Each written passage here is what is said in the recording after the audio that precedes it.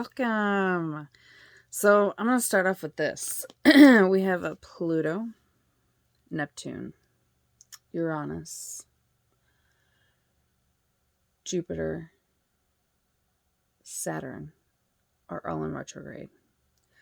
We are in Mars and Mercury's shadow retrograde. Mercury goes into retrograde on the 9th of this month. And then Mars goes into his retrograde the 30th of October. So right now we have 5. We're about to be having 6. And then we're going to have 7 after the Mercury. Well, it'll be over then. But then there'll still be 6. So it's a lot is happening. And when retrogrades happen, it's just time to stop and pause and to look at what's going on. Like we had Venus going to retrograde. That was about relationships. That was earlier this year. With Pluto going to retrograde, that's a civilization, an outer planet. So is Neptune. So is Uranus. So with Pluto going into retrograde, these are the things that we need to transform, like dark night of the soul type things. Stuff that you're really trying to work on that's like deep, deep, deep within, that sometimes you don't want to change because it's comfortable to you. And doing stuff that you don't know can be kind of scary. Neptune is about dreams. It's the unconscious, picking up just like a lot of Piscean energy. Okay, so like the illusions are kind of dropping a little bit. And there is some confusion because it is retrograde. But it's time to like dive into those illusions and be like, what is it that I need to truly see clearly? In kind of like that void consciousness, in the subconscious again. Uranus is the wild card where anything and everything can happen. Totally unexpected. Like, whoa, that totally came out of left field. What happened? That's in retrograde. Then we got Big Daddy Saturn in retrograde. I skipped Jupiter. I'll go back. And that is about discipline. Lessons learned. Okay. So it's, as you see, it's all kind of summing up here. And then Jupiter is about expansion.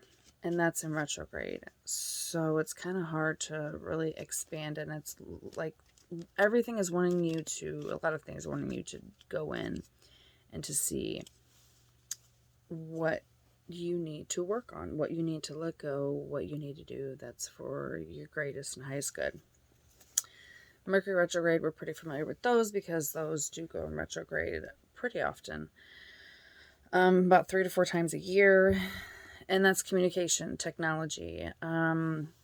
Definitely a time for misunderstandings, all that stuff. Oh, and there was a card that came out because I got my archetypes out and I'm going to take these cards because I saw that. Okay. So we have Page of Pentacles, Princess of Pentacles in reverse, and Queen of Pentacles in reverse. So I feel like there's somebody bringing a grounded, stable idea to somebody, Princess of Pentacles, saying, this is stable. This is a gift and offering. And this other person is very much, whether it's a man or woman, but very much into like what looks good. Money, status, materialism. There's some things that somebody's holding on to.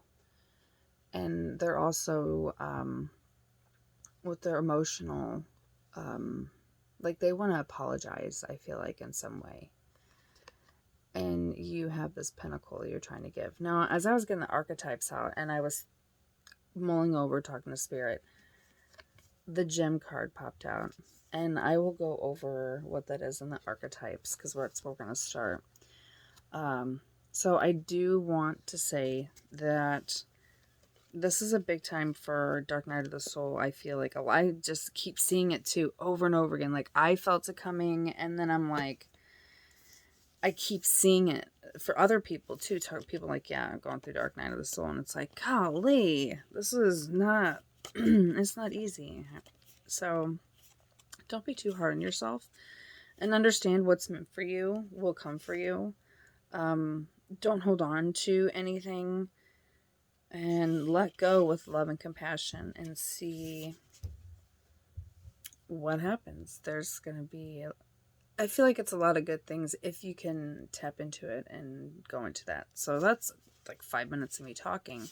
We're going to go into the gem and what that means, okay, with the archetypes. So it's the diamond, the gold, the inner treasure.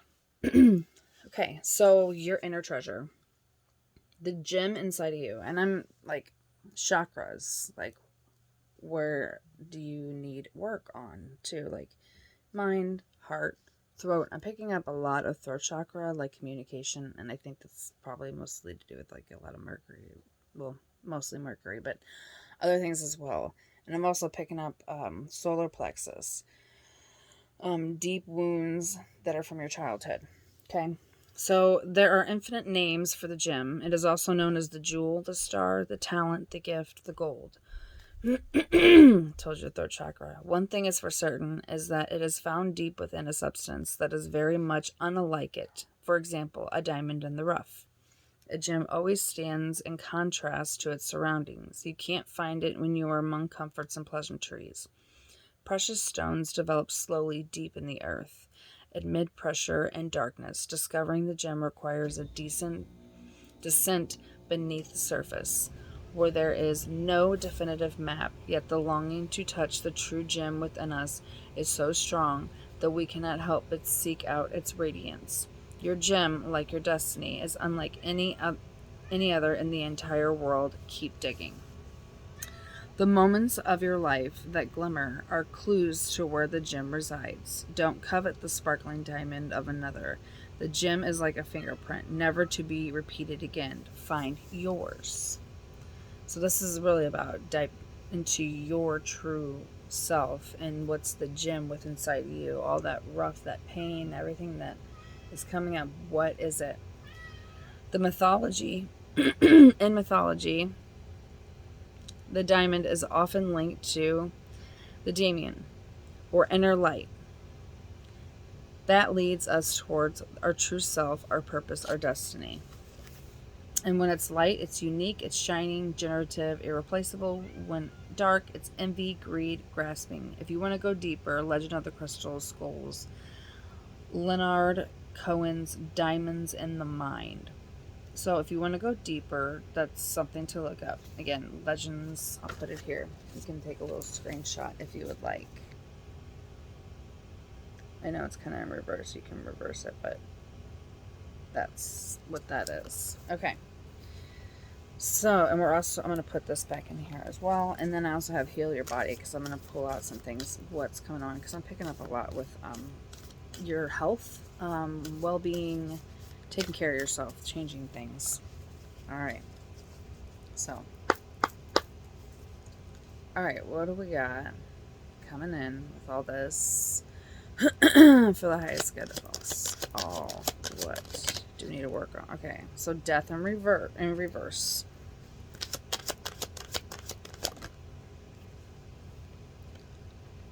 Four Wands.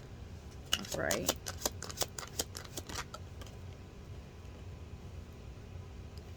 Two of Wands, and we have one more. The High Priestess. Okay.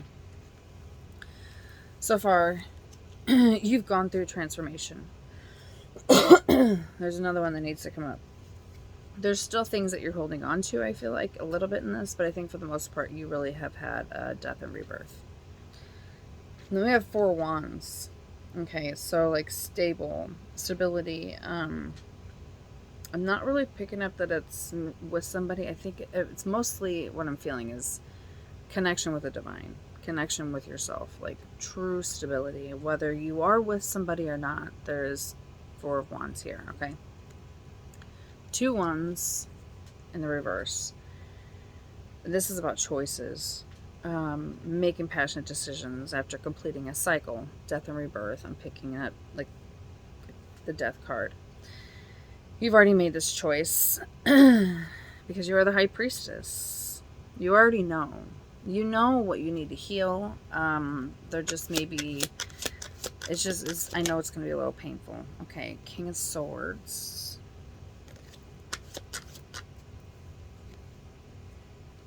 Princess of Wands.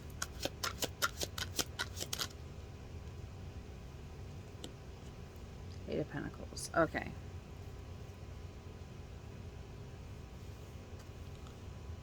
I don't think this is you.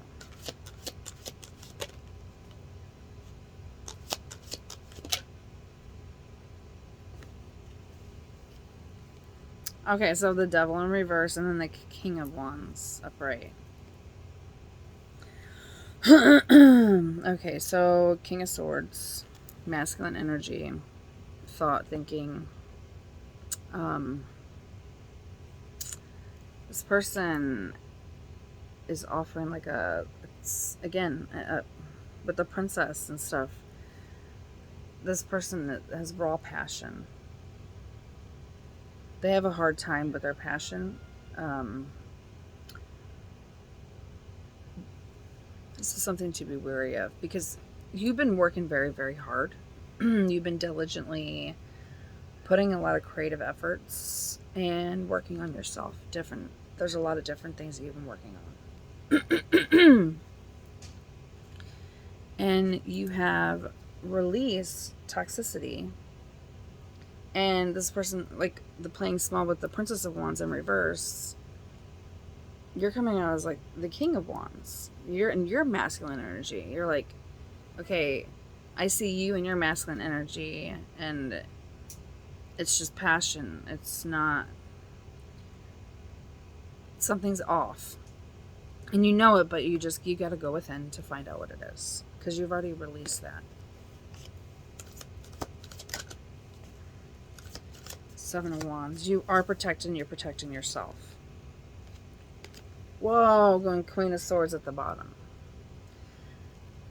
Divine match. Counterpart. Seven of Pentacles. You manifested this. Ace of Wands. Passionate new beginning. Six of Swords. Peace and calm. Okay. Nine of Wands, the wounded warrior. You're protecting yourself a lot because you've been wounded a lot and you don't want to get hurt again. You know, you're like, I can see. I'm picking that up heavily. Like, you can see, you know. It's like, I already know, I see. Okay, so if you haven't met this person, you may be meeting this person, but I feel like you may already know, or this is just like a cautionary thing if you haven't met them. When you do meet them, I feel like you will be on the defense, you will be on guard, and you're gonna be coming from a space of wounds. Yeah, that's a cycle that you need to complete, the World in reverse. So that's some healing that I would advise. Yeah, Lovers at the bottom. So it has to do a lot with like relationships. It doesn't have to just be, love relationships. It's relationships all around.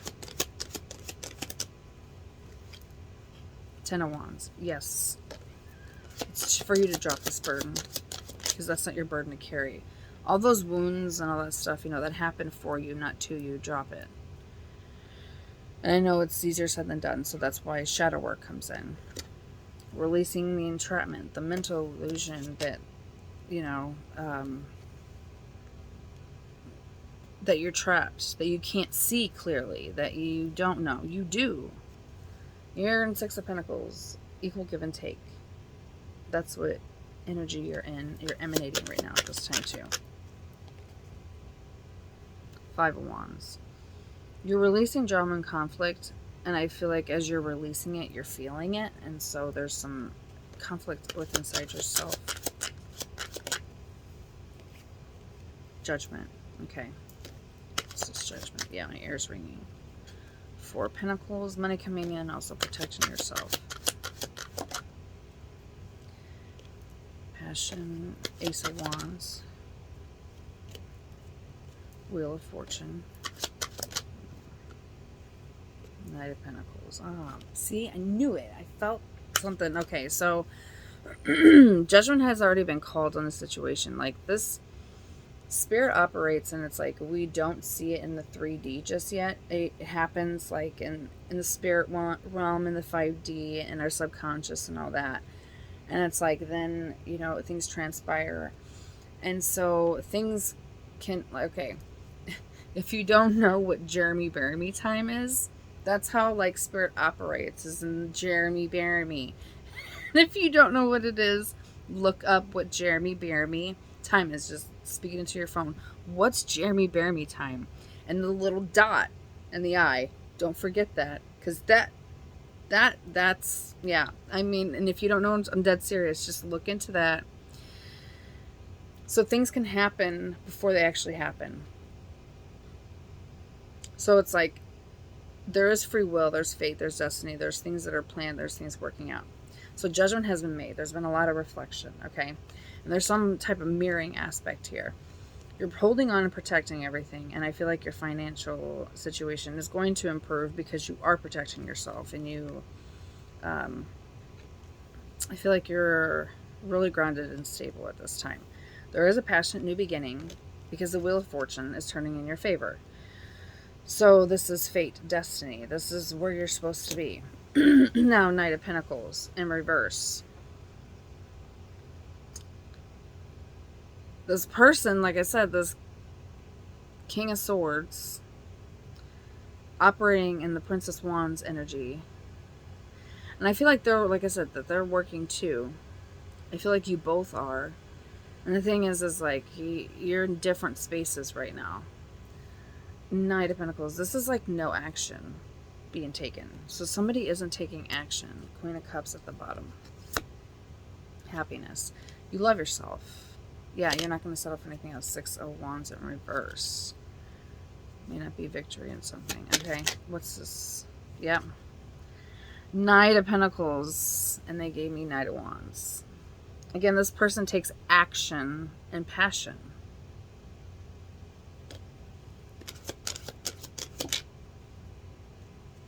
Seven of Swords. They're sneaky. They like to say to you, I'm not doing anything. They're just over here. And behind their back, the whole time, they're holding something. They're holding on to something. Holding on to releasing heartbreak. Whoa. Uh-huh. Uh-huh. Uh-huh. Uh-huh. The Lovers in reverse. In the World in reverse. This person is sneaky. They don't want to get into a union with anybody, and I think they like to mingle maybe a little bit with people, but they don't like to actually unite. So it's in reverse. But it's like they don't want to unite because they've been hurt and they haven't completed a cycle. So there's not going to be action being like grounded, stable action really because of their wounds, I feel like, as well. 5 of Cups. This is 5 of Cups.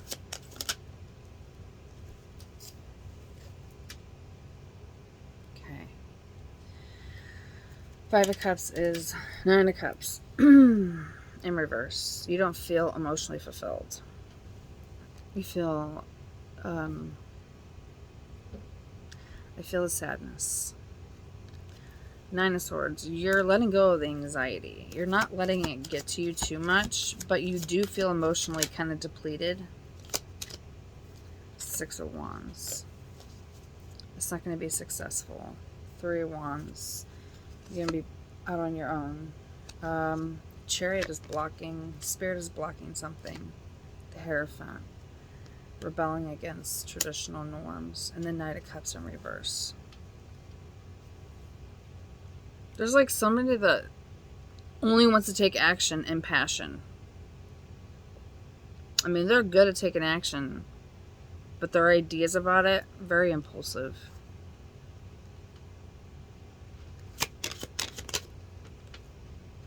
Five of Swords. Be careful putting yourself in the situation. Because I feel like you may put yourself in a state of where you feel like you're not good enough. Yeah. It's like you're going to stick your sword yourself right into here, and there's all these swords, and you're going to get hurt. 10 of Cups. 4 Cups in reverse. 3 of Pentacles. You are going after your complete emotional fulfillment with the 10 of Cups. 4 Cups. Somebody is being a little too stubborn. There's a word I need.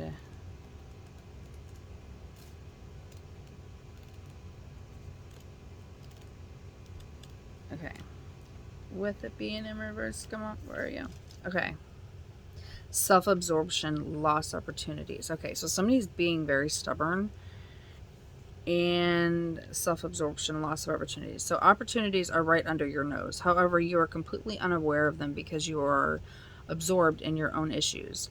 Instead of being open to the possibilities, you are convinced there is only one way to solve your problems. Achieving your goals is great, but remember, it's experiencing the journey along the way that makes the finish line so satisfying. Getting stuck on a negative train of thought is not constructive, particularly if you're the one on that ride. There is a difference between being alone and being lonely. Protecting yourself by withdrawing away from your relationships is keeping you isolated instead of keeping you safe. Open yourself up to new opportunities, places, people.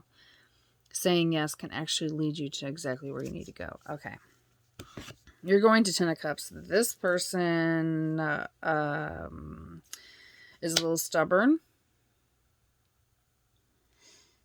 and doesn't want to take the risk. I keep hearing keep options open. This person likes to keep their options open because they like to think about things and see how things go. They like to take their time. So they may miss an opportunity of commitment, building something with somebody. 3 of Pentacles, a Trinity. Even a friendship.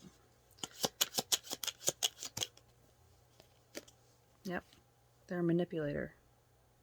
7 of Swords came out in reverse. Yep, they're going to feel like a fool.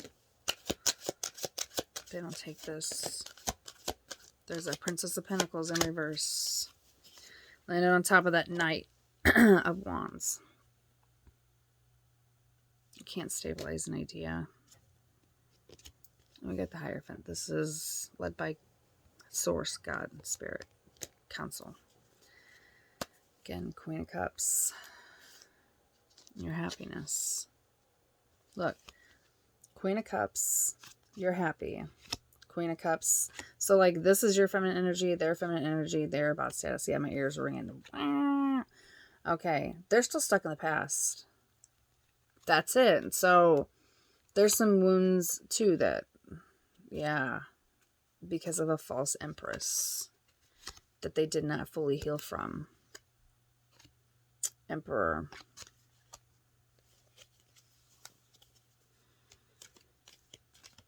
Okay. Interesting. Okay, take what resonates, leave what does not. Because that's... I am getting a lot of different things. I'm sorry that the reading is so long, but I felt it was needed. So, let's see what comes out here with the archetypes. The Orphan.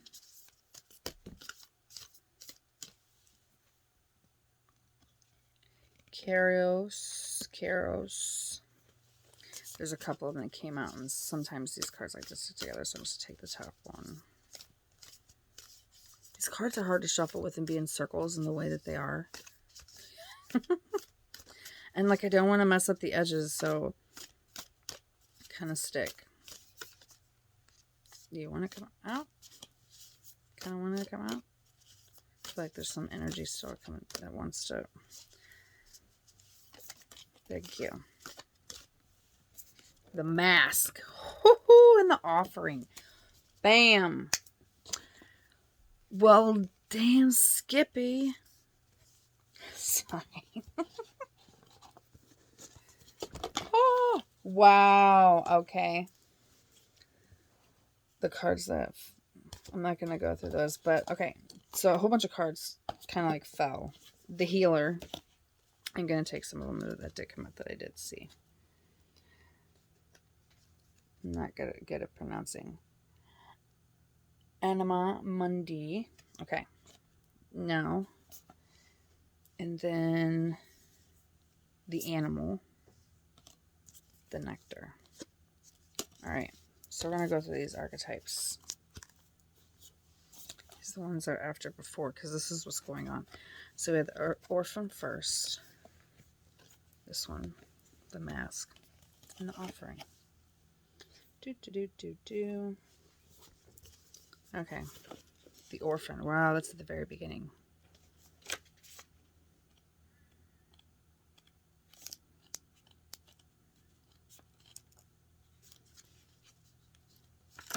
Okay, orphan. 5. Also the snake and the flower. I feel like the orphan's trying to reach for happiness and shedding, and there's knowledge and wisdom there. The orphan, the wounded child, the abandoned, the beggar. To study the orphan is to study the deep and challenging energy of our time. We are ever more connected, yet face collective isolation. The refugee crisis haunts our planet. Children are separated from their parents, and the earth begs for our attention. We are in a time of universal orphanage, of nature, of each other, of our own hearts. Take refuge in the fact that we all share this core wound and dilemma. It is normal to feel fear. See, someone's not going to want to talk about their fear. Someone's not wanting to communicate. It is normal to fear this card, as it haunts the caverns of the soul. So deep wounds within. When it appears, take time, real time, to be in the presence of the feelings. This card stirs in you. Let it humble you. What are you starving for? What is the deepest gift you could imagine giving to others? What has been rejected is quite possibly what is needed, dear one. Access this archetype through the creative acts like drawing, painting, or writing. Keep it simple. Ask the orphan what it wants to draw, make, say. Again, shadow work, picking up heavily. So, like the orphan, the abandonment, rejection wounds that you feel, the wanderer, what you're looking for. I even said like the beggar. And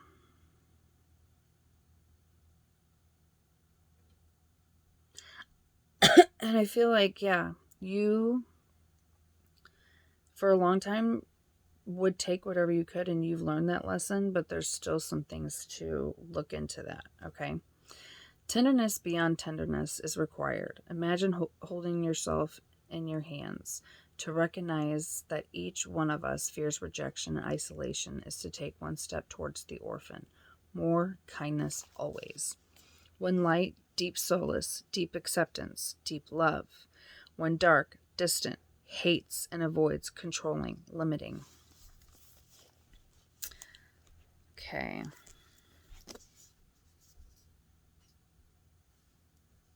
And now here we have this one, the eye. Okay.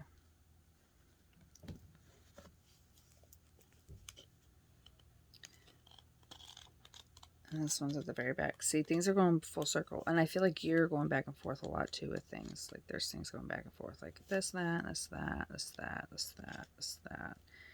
Da-da-da-da-da.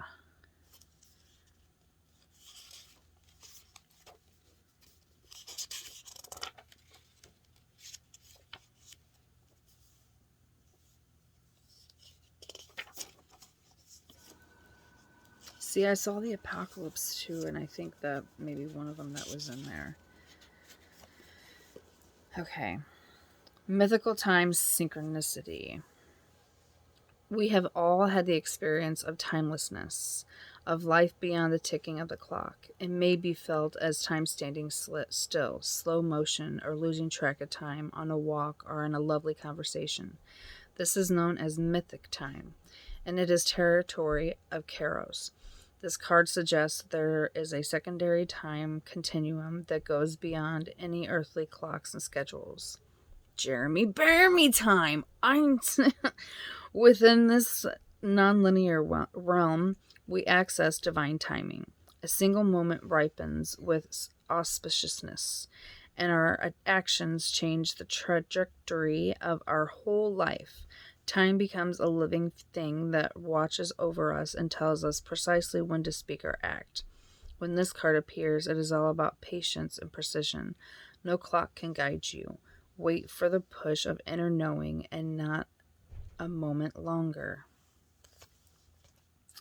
The word evil, that's quotations, comes from the root unripe. Consider that everything has a time of ripeness, when it becomes a nourishing fruit, sweet to the lips. Compare the Greek words chronos and kairos. This will guide you to understanding of logos and mythos. So when it's light, it's alignment, ease, and decisions and action. When it's dark, fighting against time. Okay. So I feel like you're wanting things to happen right now. But when you're doing your shadow work, I feel like you may lose track. You should lose track of time and just go with it. Just go all in. Do that. Okay. The mask.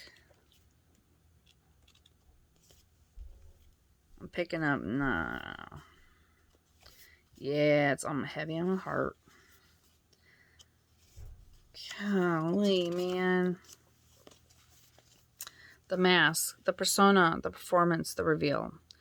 We often think of a mask as something that conceals our identity, yet contemplate the possibility that the mask permits our true identity to be revealed. It allows the mask to give voice to that which was previously rejected. When this card appears, enact the side of you that is seeking expression, yet was never given a role to play on the stage of your life. You are in the realm of theater, so anything is possible. Speak with the other's voice. Embody the other's lens. You are taking part in the ritual of expanding the self. There may be mischief and deception around, and others may be trying on new masks too. No one is sure who is who. It's likely you've become so attached to a single mask that you need to fall face forward into the perception bending time. Trust it. Okay, so you need to break whatever, get like the Queen of Pentacles, whatever status, whatever you thought, who you were, because you had death and rebirth. Let that go. That's where like the death card in reverse when we first started. So let go of that mask. You're not the same person. It's okay. And I know it's easier said than done. Trust me.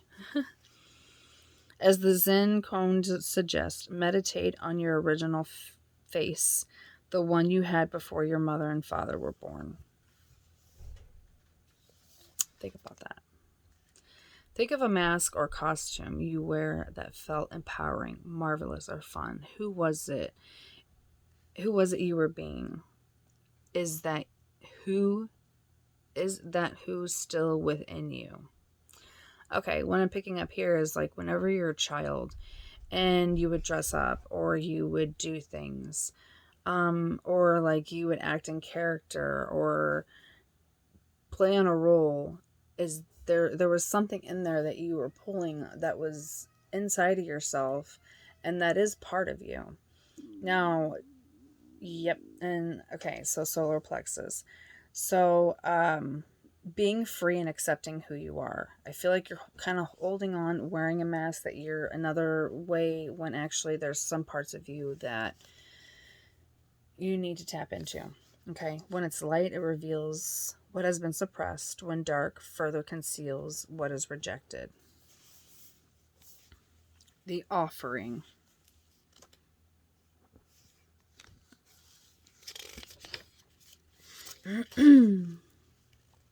The gift, the present, the sacrifice. Watch out, buddy, my cat. Unlike many of the other cards in the deck, the offering carries a clear as day message as it calls Mercury retrograde normally doesn't mess up my language this much, but it's not even here yet. This is shadow period, and dang. Clear as day message and call to action. As you may have guessed, it is time for something to be given and given up. For the sake of the bigger picture, if nothing comes to mind immediately, though it's likely it will, if it did, write it down. There you go. Take time in meditation to consider what must be offered and who is to receive it. It's likely you feel an attachment with hesitancy. Okay, so you'll feel it, but you're like, I don't know if I want to do that. But you have to kind of you have to really trust. I feel like there's a lot where you're not trusting. You'll make excuses, but recognize the link between the word sacrifice and the word sacred. One leads to the other. When we offer up something to the greater good, we lighten our load and become more able to serve. Imagine for a moment if you were to offer your whole self unconditionally to the world. For now, start small.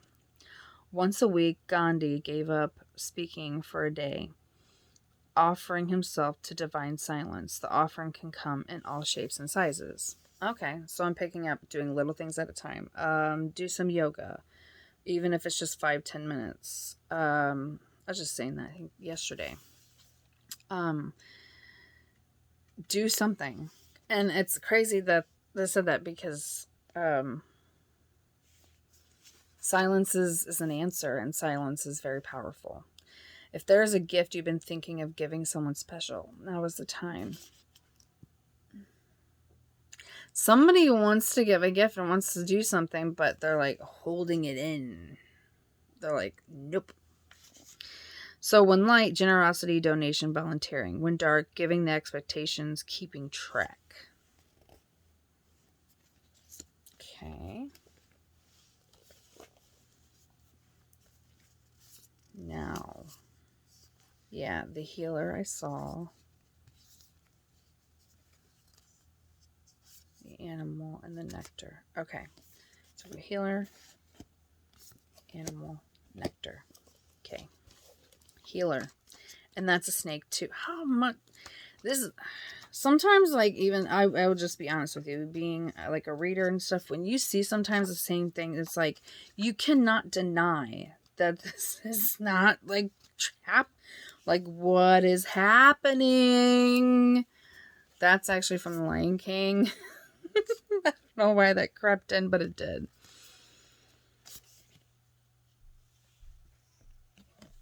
Because even the first one, you know, like you have the orphan. We start here. Snake.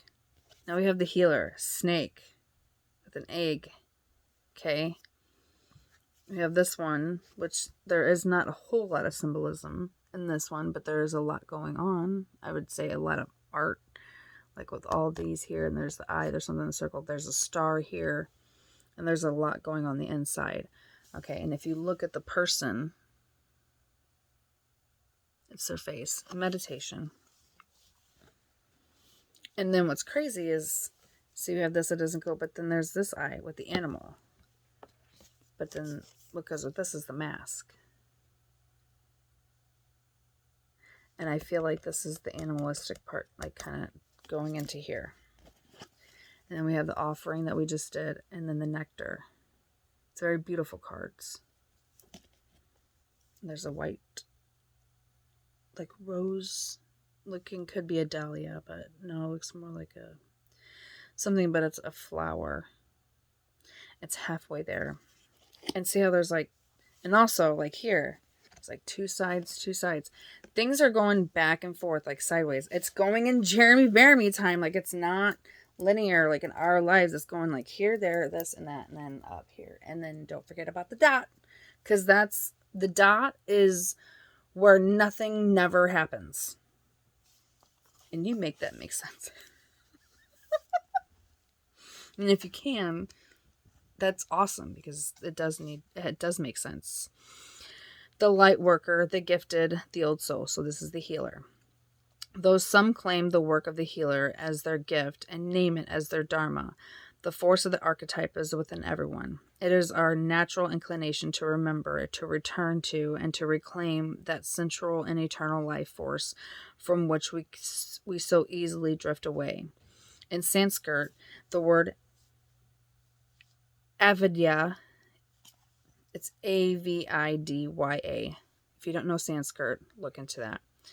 It means forgetting. And it is said that this is the source of all the suffering and dis-ease.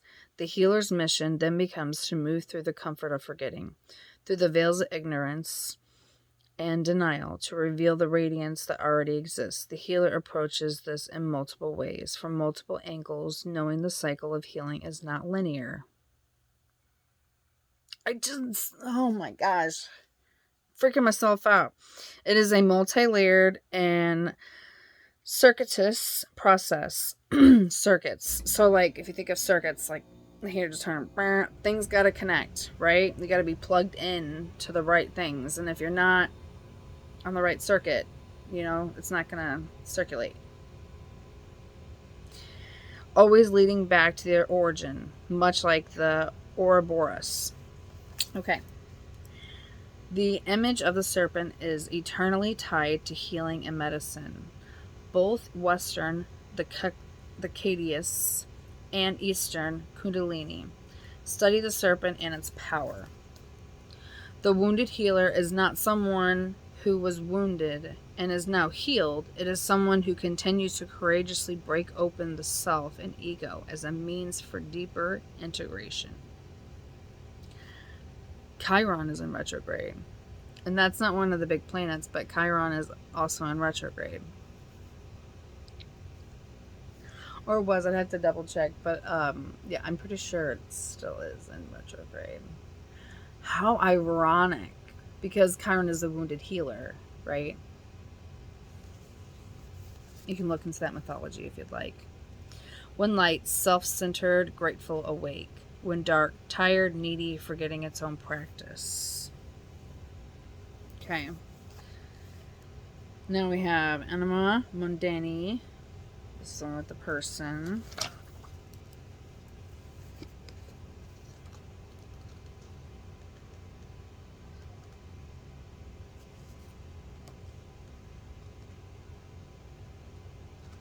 Whoop.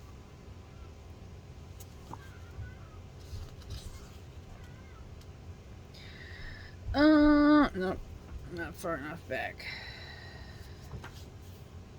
We're going like way back. See the apocalypse again, man. I'm telling you, something's happening. What? I'm gonna keep saying, what is I need to watch that movie today, apparently. I don't know. What is happening? I crack myself up. That's the best way, seriously. This reading is going to be about an hour long. The soul of the world, all that is. Anima Mundani epitomizes the principle accept all, reject none. Simply put, it is the living soul of the world in all its multifaceted, multidimensional layers, bonded together by loving cosmic forces. Diversity is celebrated, multiplicity is honored, but nothing is denied embrace. Constructs of separation dissipate to the wonderful mess of shared consciousness. Anima Mundani is the link between the literal and the imaginal, the rational and the mythical. It is the connective fiber that makes the life meaningful. This card indicates an initiation on the level of the soul. You will awaken the unique light within you and witness how this light contributes to the radiance of the entire universe. And I can feel it in my heart with like the jewel, the gem. You will sense yourself as a critical note in the cosmic orchestra. Destiny is altered as you hear the enchanted melody of all living things. The embrace of the Anima Mundani is available anytime, anywhere, to anyone, day or night, rich or poor. It is a process of unveiling our resistance to its love.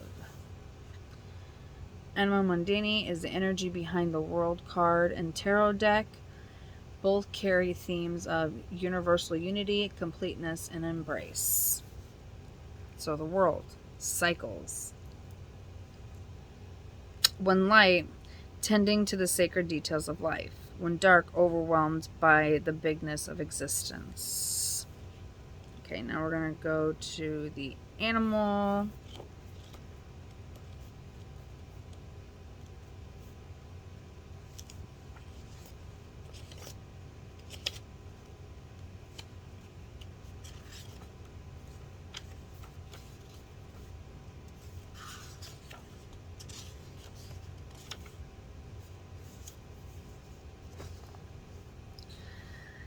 The beast, the wild one, the she-wolf.